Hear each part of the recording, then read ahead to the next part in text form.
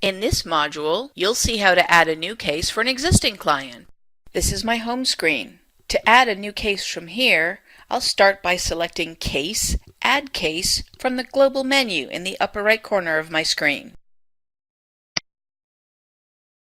I'll switch to the Existing Client tab so I can select from all of our existing clients. At first, I'm only being shown my clients. I'll need to uncheck the Display My Clients checkbox in order to select from all of our clients. In case you haven't seen our Adding a New Case module, this is our new case screen. Most of the information you supply here can be changed later on. The exceptions are the case type and the checklist. The case name field is required and should be descriptive enough to identify the case later. The Case ID field is optional but can be used to store the file number or matter number you use internally to track cases. Case type is required. Choose either planning or settlement. Choosing a checklist is also required. The menu choices are dependent on which case type is selected above. In a settlement case, you might see one or more state settlement checklists.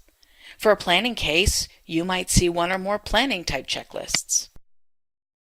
Date open defaults to the current date, but that can be changed. And finally, you have the opportunity to select the case team. Note that your available roles may differ from the ones shown here. Assigning a person to a case team automates task assignments based on the checklist selected above.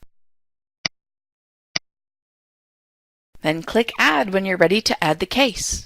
You immediately arrive to the Decedent or Client Information page on the Client tab.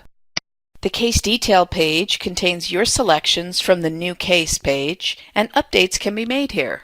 The Case Team page is where your original selections can be modified or new team members can be added. All of the contacts linked to this client previously will also be available here in the new case.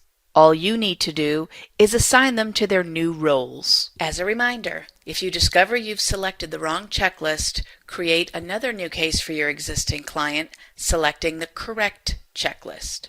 When you do this, as you saw in this module, any client-specific information such as addresses or contacts will migrate over to the new case. You can then delete the bad case or email support@estateworks.com to delete it for you. Thank you for watching.